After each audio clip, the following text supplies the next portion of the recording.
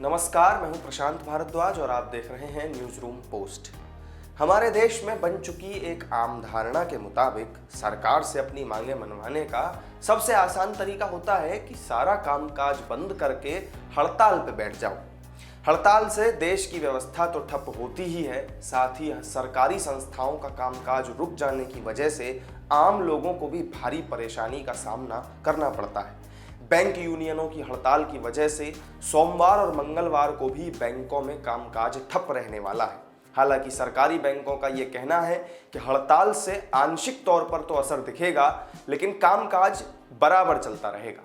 कामकाज पर असर इस बात पर निर्भर करेगा कि कितने यूनियन हड़ताल के समर्थन में जा रहे हैं और कितने इस फैसले से वापस हो लेते हैं।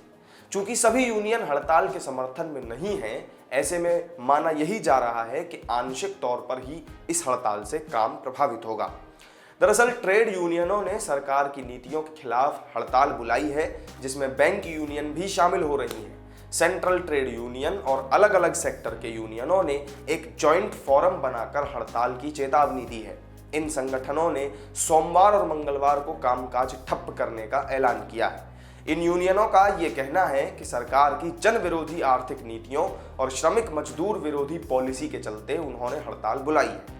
ट्रेड और बैंक यूनियनों ने सरकार के सामने कई मांगे रखी हैं और उन मांगों को न माने जाने की सूरत में हड़ताल करने की चेतावनी दी है। ट्रेड यूनियन सरकार से लेबर कोड रद्द करने की मांग कर रही है। असल में केंद्र सरकार एक नया लेबर कोड लेकर आई है, जिसमें 3 दिन की छुट्टी और 4 दिन के काम का प्रावधान है। इसके अलावा मजदूरी और मेहनताने के लिए भी कई नियम बनाए गए हैं। इसमें न्यूनतम मजदूरी का प्रावधान है, जिसमें सरकार पूरे देश में कम से कम मजदूरी तय करेगी। सरकार का अनुमान है कि नया लेबर कोड लागू हो जाने से देश में कम से कम 50 करोड़ मजदूरों और श्रमिकों को सही समय पर निश्चित मजदूरी मिल पाएगी। ग्रेच्युटी लेने के लिए 5 साल के नियम को भी इस कोड के अंतर्गत खत्म कर दिया गया है। ट्रेड यूनियन इस लेबर कोड का विरोध कर रहे हैं। इसके अलावा ट्रेड यूनियन किसी भी कंपनी के निजीकरण के पक्ष में भी नहीं है। सरकार ने अपनी लिस्ट में कई सरकारी कंपनियों को शामिल किया है जिनका निजीकरण होना है। अभी हाल ही में एयर इंडिया भी उसी का एक ताज़ा तरीन उदाहरण है। LIC के विनिवेश को भी उसी नज़र से देखा जा रहा है। घाटे में चल रही सरकारी कंपनियों को बेचकर केंद्र सरकार राजस्व घाटा पाटने की तैयारी में है। ट्रेड यूनियन ऐसे किसी भी कदम का विरोध कर रही हैं। ये सभी यूनियंस केंद्र सरकार के नेशनल मोनेटाइजेशन पाइपलाइन या NMP को रद्द करने की मांग कर रहे हैं। NMP के जरिए सरकार कंपनियों को निजी पट्टे पर देकर किराए से कमाई चाहती है। इसमें भी कई कंपनियां और प्रॉपर्टी सरकार की लिस्ट में शामिल हैं। ट्रेड यूनियनों की ये भी मांग है कि सरकार मनरेगा के तहत मजदूरी की राशि को बढ़ाए।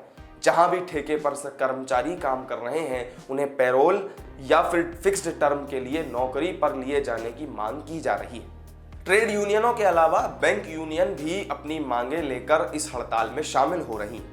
AIBEA ने इस बंद को समर्थन देने का ऐलान किया है।